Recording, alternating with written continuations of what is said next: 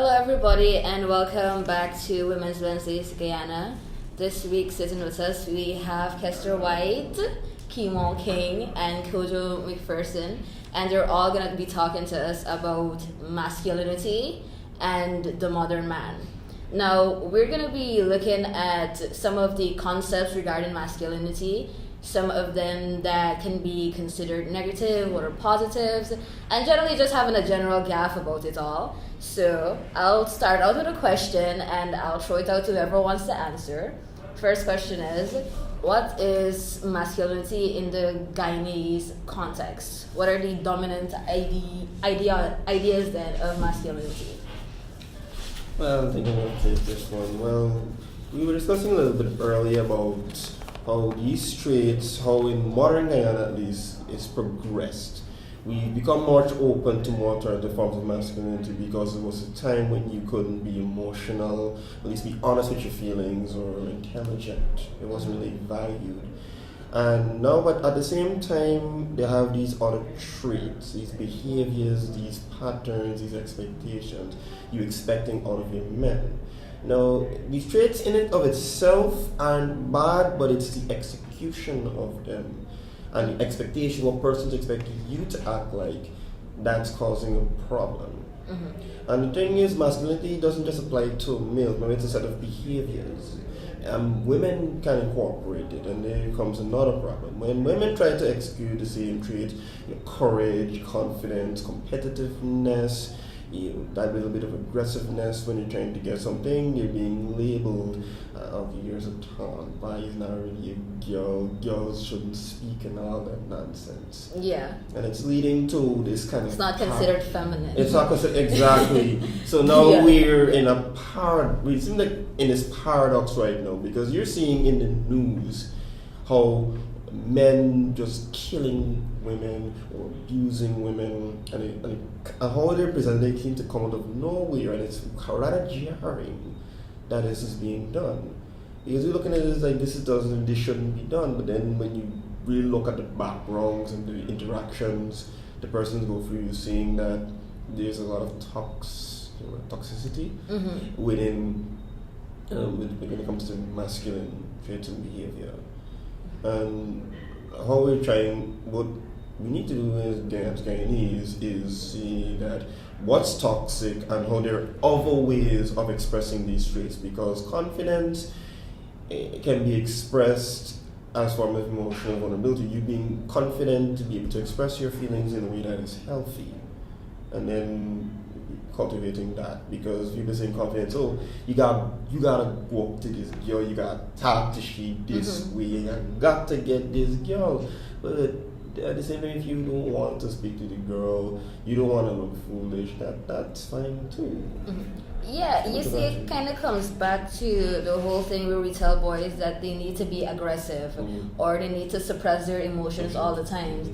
I just see, even some of my friends, they have boy children. The boy cries, they tell him, well, don't cry, what are you crying for? Children are not really encouraged to kind of let out that emotions, right? So that, of course, has kind of a negative effect on them as adults now. Because if you've never really had that space in which you could let your emotions be known, then that kind of creates that kind of you don't really know how to handle a lot of your problems. You take control of your actions. Yeah. You're taking control of your emotions. Yeah, because you see a lot of parents who don't know how to handle the children emotionally. When they start freaking out, they either go to no action or an overreaction. Yeah. And that is really negative. So now you're passing down these traits to them, so when they become parents, they're doing the same thing. And yeah, because if you're taught violence as a child, when you get older, is that same kind of thing you'll inflict. Because, for instance, I was beaten as a child. Yeah. When I became a mother, I used to beat my child, and it took people having to convince me that this is not necessarily the way you go about disciplining children, right? Yeah. But one question, Kemol, I'm hoping you can help me answer this. With regards to dominant ideas of masculinity then, with regards to aggression and suppression, find yourself at odds with some of the most dominant ones? Well, first of all, I think that the distinction we need to make here is that we're not speaking about masculinity in the context of natural male behavior. We're speaking about it in the context of how culture teaches us to act. And for us to talk about dominant male behavior in the context of Guyanese society, it's very difficult to define that because we're a very diverse society in terms of race and faith and so on. Speaking about dominant concept of masculinity with regards to how society teaches me to act, yes, I do find that my way of acting personally, how I express my masculinity, how I'm comfortable, does conflict with how society expects me to be. Because the societal construct of masculinity tells you that you have to seek hegemony, that you have to seek dominance. And for me, I consider men and women to be equal. And I don't think that I have to seek dominance and hegemony over women in any way. And I feel that is one of the defining concepts of masculinity in the Guyanese context, that you have to seek hegemony. And that's the thing that makes me conflict with the Guyanese concept of masculinity. Now, as you were speaking, I remembered the incident that I had. I was at the Theatre Guild for a function. I was having a conversation with my sister, and in the conversation, I was talking about my daughters and joking that I've had a lot of imaginary tea to drink, right? And there was a woman, it was a grown woman too. She was probably in her 60s, and she gave me this look like there was something abnormal about me, something abnormal about that. I just wanted to mention that hearing you talk about the kind of behavior that is expected from men. Men are expected to, and I don't want to say that those things are necessarily negative. To be confident. It's not negative to be confident. It's not negative to be assertive. It's not negative to be able to express your opinions firmly, standing ground. Because even aggression is it can be a good trait. It can be expressed positively. It's just the outcomes of that behavior, not necessarily the behavior itself. But I've always found it, not always found it strange, but I do find it strange that men, I guess fathers, I'm speaking more about fathers and men in general, aren't expected to express softness. Yeah. And I have 2 daughters. I mean, anyone who's on my Facebook, list, friends list, knows that I talk about my daughters a lot. Daddy Chronicles. Yeah, Daddy Chronicles. And there's some horror stories in there, and there's some playfulness, and and I just wonder about that, where that comes from, and why it's reinforced by women actually sometimes. I think I think there is a shift though, in terms of what we expect out of men. I know nowadays I see a lot more fathers with their children. That sort of thing. As opposed to 10, 15 years ago, you could see fathers being more involved with the children, not just showing up to be disciplinarians, but playing with children and just being present. And that's not something I think was very visible 10, 15 years ago. Yeah, because back then, particularly, even the culture was even more fierce, where suppression of emotions in boys particularly was involved. So you didn't really have that father relationship with a lot of mothers who were seen as the caretakers and want to provide that sort of emotional support, right? Yeah, the idea of a stay-at-home dad was actually quite laughable. Yes, it was. Even today, it is laughable. You can still hear people talking about stay-at-home dads in a negative, like, oh, he's a woman, he's this, he's that. Right? Yeah, I actually know my friend a couple of years ago told me about how the mother actually left them, and this father had 4 girls, herself and the 3 sisters, and he raised them. He took care of them and everything, and persons took time out of their day to disrespect this man. And I couldn't understand why, So because what did they expect him to do that? I don't understand. I don't know. I mean, the mother's gone and he's raising 4 girls, and he did the best that Like he could. she's And out of the picture completely. no, not out to bitch completely. Like I think like now they've kind of repaired the relationship. At least the girls did, but the Right. father, when he had to raise the girls, like he used to hear a lot of stuff. I won't get into detail what the stuff was, but like it wasn't positive. Right. Like it was some kind of an issue that this man is doing this, is responsible for doing that. I said to myself when I heard this thing, if I ever met this man, I was going to shake his hand and thank him for doing what he did, because he truly is a wonderful daughter. And I did get to thank him that at the after graduation, he was in a restaurant with his daughter. I was like, sir, I've heard about you, and I really I shook his hand. I said I really admired what you did here, because come on, why would you do that? Especially in the Guyana context where you're always saying something about the father's leaving and everything. Now you got a father who's staying, Right. and you're getting more fathers like yourself who's like you think to play with your daughters. You know, get lost in their imagination, and then they're still criticizing. It's like, what do you want? We need to have more of this. So it's crazy. Well, did he have sons? Yeah, I think he had like a big son, but I don't think he. I was wondering that. Yeah, I think he has a son, but I'm not sure. I can't recall if it was a half brother or if he raised him along with them. But I think for the longest time it was him and his 4 daughters. So I don't know where the support was there. Okay.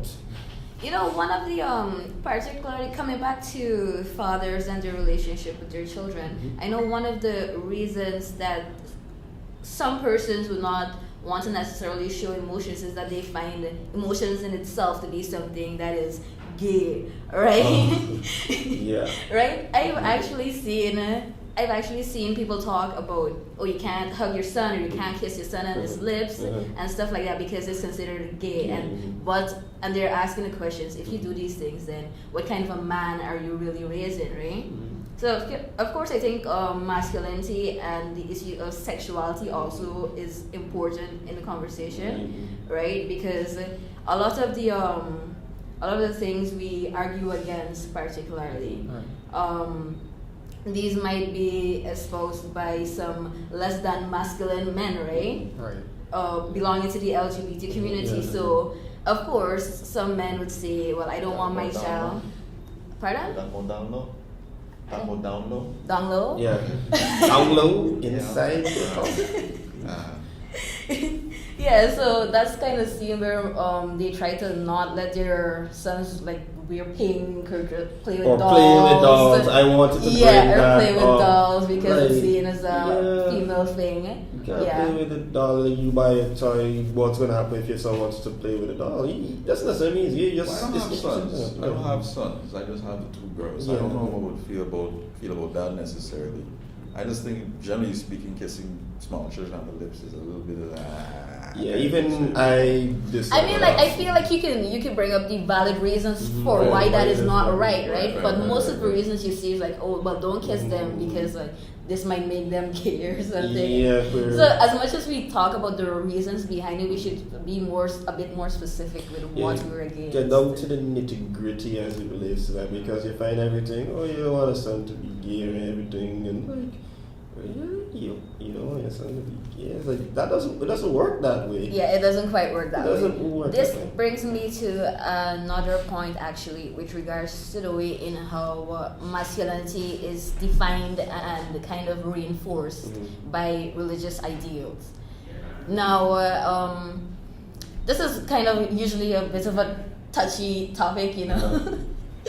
People come out of the woodwork. Well, we do love controversy. So let's just dive right in. Yeah, so let's dive right in there. Now, one of the dominant things with regards to societal expectations of men then, we spoke about this earlier, but with regards to dominance and things such as ownership, right? These are things that are actually kind of reinforced by of the religious system. I just want to talk about religion in general and how it kind of reinforces some of that. Who wants to take this? Nah, that's getting far away. Okay. So I said just we're like, gonna nah, jump you've into been the pulling polls. me in on this. Yeah, because you would find in the Bible that women don't get a good lot in there at all. I've noticed. Like it's to a horrifying. I could be sold for a degree. couple cows and a cow Yeah, shell. I mean, like, I never got to ask this question. Can you name like how many positive female characters there are in the Bible besides Mary? And is I think and the is problem she even with- really? I don't Because like think that you I can- have problems with Mary, Yes. being a positive. Yeah, person if you in the wanna Bible. go there, like besides her, who would you list as a positive female within the context of the Bible? Because a lot I of couldn't answer that question, but I think the problem really stems from, a lot of the times we get stuck in a cultural rut, yeah. right? A lot of those religious practices, I mean, whether it's the mode of dress or diet or whatever the case may be, those aren't necessarily edicts from God, if you believe in God, if you believe in a personal God that that interacts with His creation, whatever. There's really things that belong to a culture, and they mix in with the religion, and then they get passed on through the ages. So a lot of these things that a lot of the things that we do, a lot of the practices, for instance, whether it's polygamy in the Muslim faith, for instance, there's specific cultural reasons for those things, right? And people just kind of overlook that and just take everything as one package. And the thing is that it with religion, you find it gives men a lot of power, like a lot of power to do a lot of things, because you'd find that either passages that say women can't speak in the church, women can't defend a man or she has her hand cut off, women can't wear ornamented dress and all kind of thing. And in certain other religions, a man can take many wives, but a woman cannot take many husbands. If a woman gets You know the reason for that, though? At least my understanding of the reason for that. I don't know. What is your reason? What is the reason? No, the cultural reason, right, for Muslim men being allowed to have more than one wife is that when the Prophet Muhammad was waging war, he's got soldiers drop dead. Right. The soldiers leave their families, and wives and children, and it's up to his comrade that's still alive, take up responsibility over this woman and his children. So it was about that. It wasn't about having a harem of women.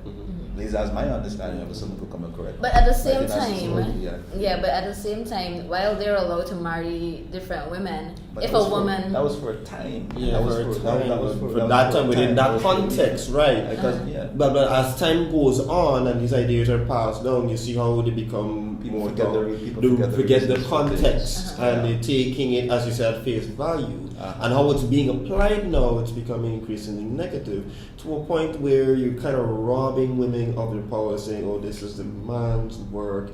Man gotta do this." Man. And so women get less power. Men are sometimes put in a position they don't want to be in. And when you're trying to question this, you're all of a sudden looking bad. And I feel that a little anti-intellectual.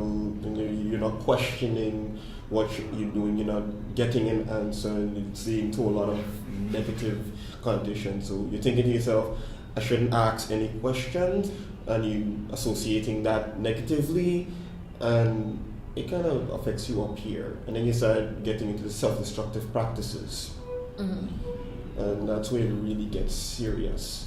Kemol, I see you itching. Well, I don't think that of our main religions, a lot of the rules and regulations that our holy books give us, our society doesn't necessarily follow those regulations. And it's not to say that it doesn't have an influence on our society. When we look at those things, we know that they are archaic, and we can admit that. But the reason that it has... You may know that. The reason it has lived on so much in society is because it gives men power. And men take that and run with it because we feel like it works in our self-interest. and that's why we support it. I don't follow any particular faith, so I'll take your faith value. Okay. Yeah, it is. You find that to be true. Like, if you find something works in your favor, why not run with it? You know, to hell with it. To hell with anybody and anybody's feelings about it. If it works for me, it works. And you find that in a lot of human society, not just with gender, it relates to race as well too. Yeah, because if you're a privileged person, then you don't really care about the others who have less privileges than you. See outside of that bubble to the extent that you know, and some people actually know, but the action is something else. So you got a conflict between your intent and your action. You know what's wrong, you know what you need to do, but you don't necessarily do it, or you execute it in a way that leads you straight to hell. Straight to hell. Because as you said, the road to hell is paved with good intentions. So. Okay. Now I have I think we touched briefly on this, but I wanna go a bit more in depth with it. Now, do Western gender models with regards to sexuality and gender theories affect our understandings of gender relations? And an overview of men in different countries with regards to how Western theories are kind of incorporated into, well, the Caribbean context then, and how we run with those. Do you find that there's a kind of, well, not a shift, but a kind of, some kind of chasm there? A break between Western model theories and Caribbean ideas of gender, sexuality. I think one thing I noticed in particular is that, you know, the whole concept of the modern man, right? The modern man is somebody who they say doesn't try to put too much stock into gender ideals, roles of masculinity. They will comfortably wear a dress, makeup, stuff like that, right? Or to a lesser extent, the modern man is somebody who understands how certain behaviors can be oppressive and actively works against it, right? Now, with regards to the Western model, a lot of the information we receive now, it's like the modern man is portrayed as kind of this hippy dippy. Yeah. He's hippy dippy. He's weak. He does. Hippy dippy. Well, Hippy dippy. I've never heard that one. Yeah. I've actually used the phrase. It's kind of like this kind of frolicky, free, just no relation to gender at all. No. Now, how do you see that model being used in a Caribbean context? Do you think it kind of limits the conversation or kind of pushes it forward? kind of limits it. It progresses it, but it's extremely slow, because us in Caribbean, we make a joke out of anything. And when it comes to that thing, we joke it out. So rather than having... But then at the same time, that kind of brings another topic into consideration, right? But Kemol, I know you talk a lot about this, so I'm gonna target you. So let me hear your thoughts on this. Okay, I think that most of the progress that we've made in a Caribbean society with regards to gender equality has been taken from the first world West, and that's because of our issues with poverty and racism. Those are the things that we worry about. Those are the things that we're battling, and so we don't get to place a lot of energy in focusing on gender issues and how they affect women. So I think that they as developed countries, they're privileged in the sense that they can focus on these issues. And because we are so heavily influenced by the Western media, that is what we learn from. Yeah, thank you.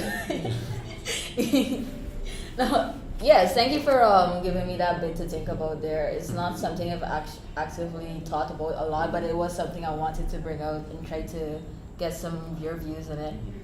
And then the point earlier where you said that it's not considered particularly masculine for men to even be smart, and that's something I've heard throughout my life, right? Where boys now, they were encouraged to not go read or actively try to learn because it's seen as a girl's work. Now, this is something you've heard before? Yes. I mean, as much as I went to prestigious school or top school, whatever that means. Yeah, I was very surprised when I got into the school and met up with that. And it only got worse and calcified as it moved from first form to fifth form.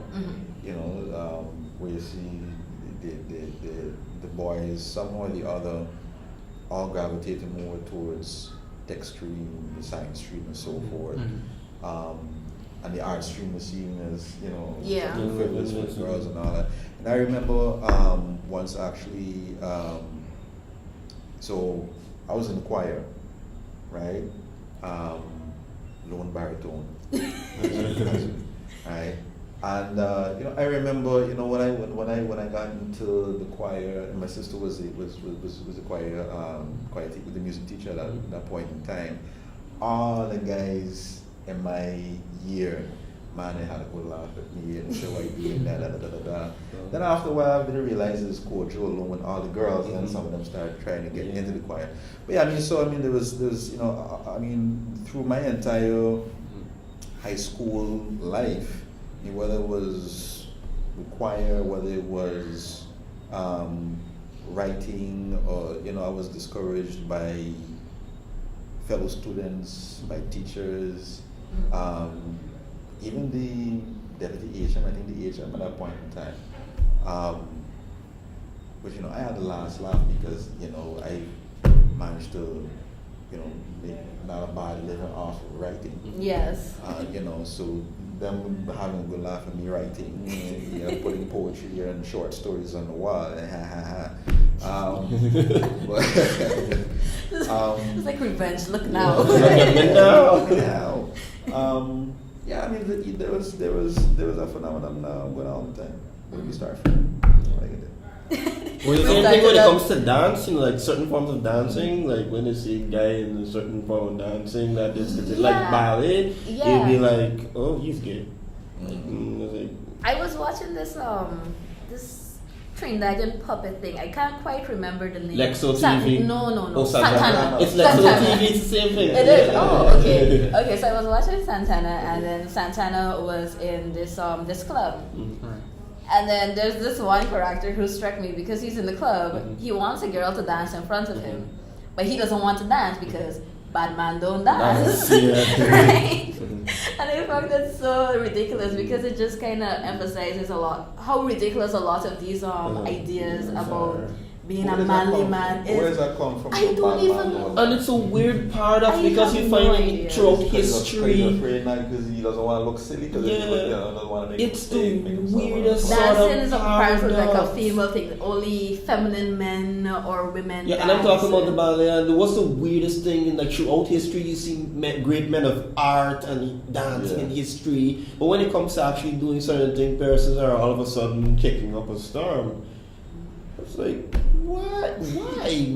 Why are you putting so much power to things that do not make sense? I guess because a lot of it helps to keep a lot of systems that forders sexism. I'm gonna throw my bit in there. Wasn't we focused a lot on how our concept of masculinity oppresses women? But I don't think we talked enough about how masculinity hurts men. And what I heard him say about being in school, I've heard a lot of guys say that, you know, I want to do well in school, I want to be smart, I want to work hard, but it doesn't seem manly. And one of the things I read the other day, I read a situation analysis on women and children in Guyana, and it said that one of the reasons that there are more girls in school coming down to like secondary school than boys is because men are expected to do more work that relies on them being strong instead of them being smart. And coming down to secondary school, to do not to think. Yeah. And I talked about poverty, is that a lot of parents take their sons out of school and put them to do heavy work because businesses are more likely to hire small boys than young girls.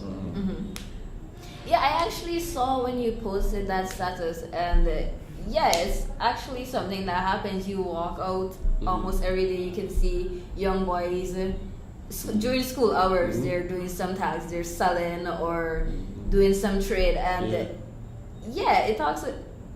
That's one aspect of child labor. It also shows the gender roles that's been imposed so far. You're a man, you have to go out, you have to earn a living, right? Yeah. Just thinking about this in terms of expectations, and I mean a lot of these things, are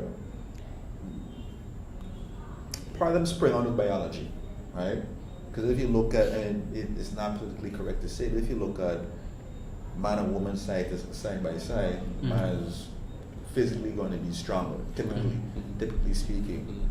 And so we kind of we get stuck into those roles, whether it's for manual labor, not exercising our minds, and like basically what you were saying before, is that men are expected to do, not think. The thinking is exercising a mind, being part of the intelligentsia is really for a small elite group of people, right? And the rest of us are just supposed to be factory workers and the folks that work out in the fields and so on. But just a kind of a tangent. Well, as you were talking about that, I was thinking about someone like Terry Crews, and like what he must have gone through. Being this, huge, muscular dude. I just look and at him and laugh. And then because he actually was a pro football player for a few years. But I mean, did Terry Crews go to high school or go to college thinking, I want to be an actor, I want to go into theater, I want to do comedy and stuff? Yeah. I mean, it does make me think about how people may be restricting themselves or delaying their purpose. Another thing. Terry Crews is also an artist too. I didn't know that until the other day. I can't remember. I heard about that. I heard that he did something like that. He doesn't break the brush with the Yeah, I think I heard about it. I forgot it. But what I wanted to touch on was like masculinity in the negative sense. It actually affects our relationships when it comes to sex too with women, because you know. This is the show for that because if I knew this was gonna that would because like there seems to be this pervasive idea, out of the friend zone. You can't be friends with a woman or something. If you're friends with a nice girl, be like, I guess you lashing the thing. Yeah. Or something like that. Yeah, like and then women are reduced to objects. I remember my friend Candace Tony. My friend Candace Tony from UG. Everybody. You calling names on this place? I did like Candace, but anyway, and I have people tell me that it's a Kojo lashing the thing, right? I said, nah, me, she's just friend. I said, but I don't like to be by me lashing the thing. I said, no, it's like they know your business better than you because Yeah, I actually get kind of scandaled at work and in like general places. People say, because I'm very good at communicating. I love communicating with everybody, but like I know how to communicate. Okay, sir. I am not a player. I do not have the so-called game. We get to me now. This girls, I don't even have a girl. But like still, I know how to talk to women, and you see me with pictures with all them hanging out. Okay, let me get to this. Can I just use the word nice girl? You get a girl, and it's like. It's not a call player, but I know, right? Yeah, think about it. Consists of war or something. But you see, it talks about how men are always expected to be the one who go after the women, right? Yeah, and even if they're friends, that's kind of something that's expected of them. I know one of my friends slept over with a girl a night. His friend, they slept in the same bed, and the next morning. His friends made fun of him. Why you sleep with a girl in the bed? You didn't even touch it, right? And that shows how the ideas of possession shape on women's bodies. Yeah, you're reducing women to objects here, and it's crazy. I mean, I would have asked the same question. Really, Kojo? Yeah, you gotta be honest. The same ideas that we talk about here, we have expressed it throughout our lives too, in some way, form, or shape, or fashion. The part of growing up is recognizing the flaws in our own selves and just trying to improve if we are willing to improve. But it's there because sometimes you feel it in yourself too, because when you really like it, it's like, oh gosh, how come I ain't there with this girl?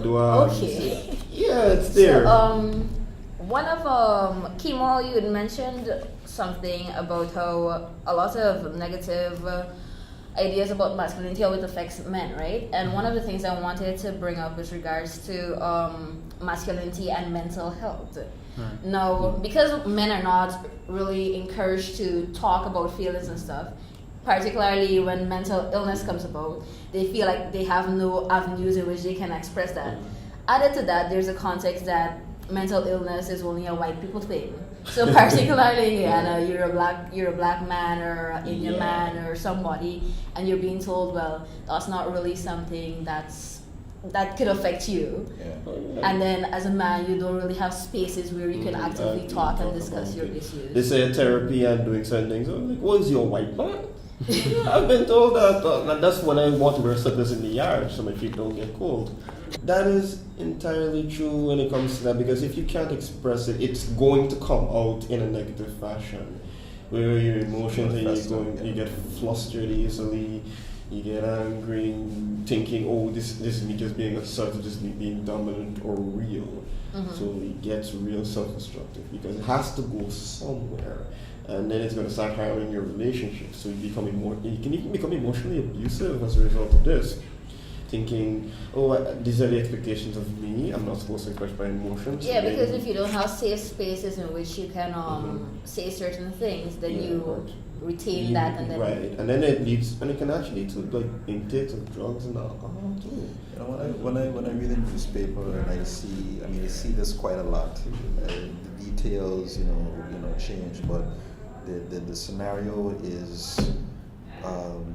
Man is 20s, very often a laborer, maims, disfigures, kills wife, girlfriend, whatever the case may be, because she thought she was with another man, or she's with another man, some quarrel with another man, and all that. And I think that's one of the ways in which masculinity hurts men, in terms of the expectation to possess. And to never be to never be opposed, so it's not so much that I guess you could say I have empathy for both parties whenever I read in the papers, for different reasons. Right? One, of course, the victim is the victim, the person who was maimed, who has violence acted upon them. But violence works both ways. And what gets you to the point that you feel that is something that you have to do? Why is it that you feel you have to take up a cutlass and chop a woman because shoot a she woman talking with another man? I mean, it's that's a person. That's a person, not a thing. That's not something to possess. You understand?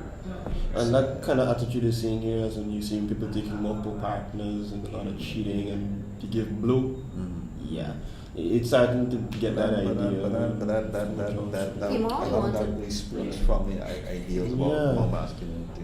No, well, talking about masculinity and mental health, we have to mention the fact that we have a very high suicide rate.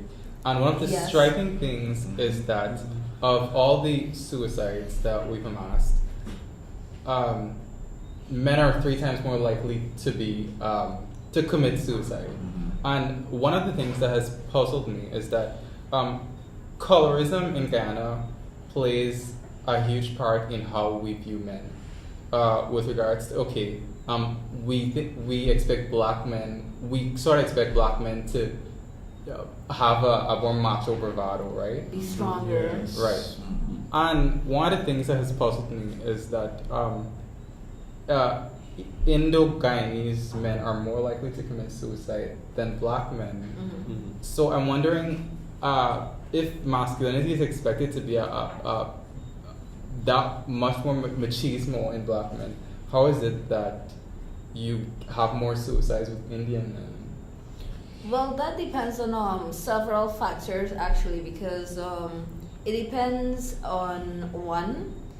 Rural areas are largely populated by Indo-Guyanese, and that's one of the things they looked at was the ease of people acquiring things such as pesticides and stuff like that, right? And in many cases, I'm just assuming that very often these men are the sole breadwinners, or very often bring home the majority of the income into the household. So that's pressure. A lot of additional pressure on them.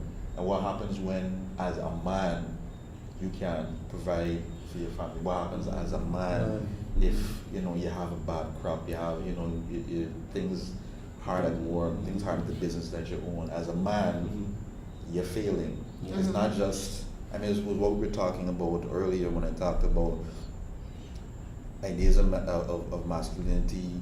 For me, I think talking about masculinity or femininity, I mean, those are all labels, and they have some role. I guess they maybe have some valid role. I think above all that, though, is more important. Which is more important is you're talking about personhood.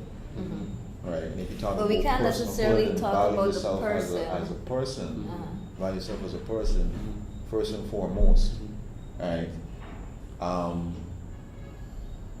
I think that helps us to. I think that helps you to step beyond the pressures, the stereotypes that come from. Well, you're a man, so you got to do this.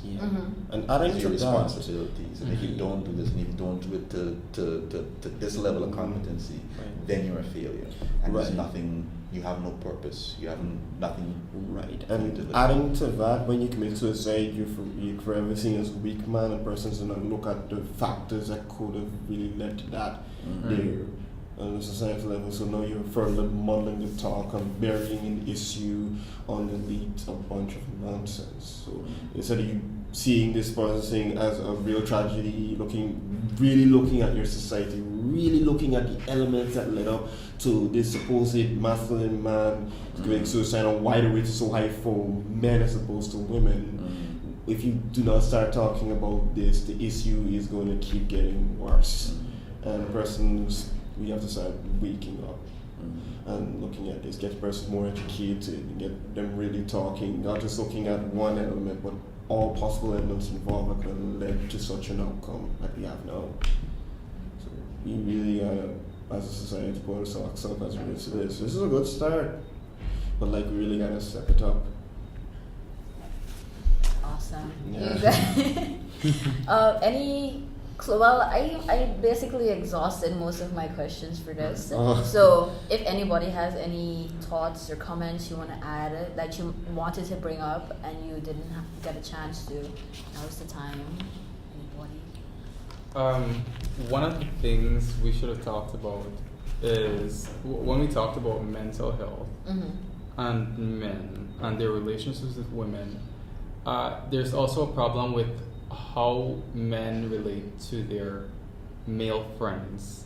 I've actually read quite a few studies that support the idea that if men have stronger, more close, affectionate relationships with their male friends, it greatly improves their mental health and well-being. The bromance. Yes. That's a different thing. Anyway. Yeah. A bromance is different, so no, but a bromance is that Friends, right? That the TV series, how Joey and Chandler are. That's a bromance.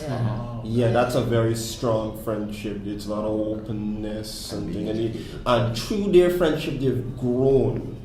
That's what he's getting at here. When you have that bromance, that strong level of friendship where you can be open, where they become your family. You get strength, you get stronger from it, you grow as a person, and you can take those ideas into the world, pass it to the next generation, which is really something we need in general in the world, because I have different male friends and I've had different kinds of conversations, and through it you learn the ideas through the eye, and then you stop and ask yourself, how many of these friends I could make stupid jokes with, just come up and do some nonsense that's just borderline gay, but at the end of the day, borderline gay.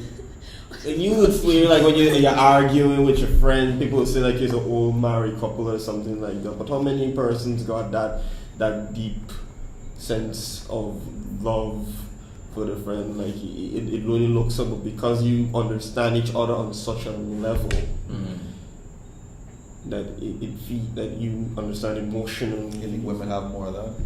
Yeah, women. Well, that's another rhetorical question. Yeah, I feel like women generally do have better support networks because you see, as women, we're taught to always be sensitive. We're basically taught to be caretakers then. So we have a easier time seeking confidence in another woman than say a man would have seeking confidence in another man. So I think generally in that area we definitely do have it better. So that's why the concept of where masculinity is related to mental health is quite worrisome to me, because it can become so dangerous both to the man and those that surround him if he's not dealing with that in a healthy way, right? Yeah.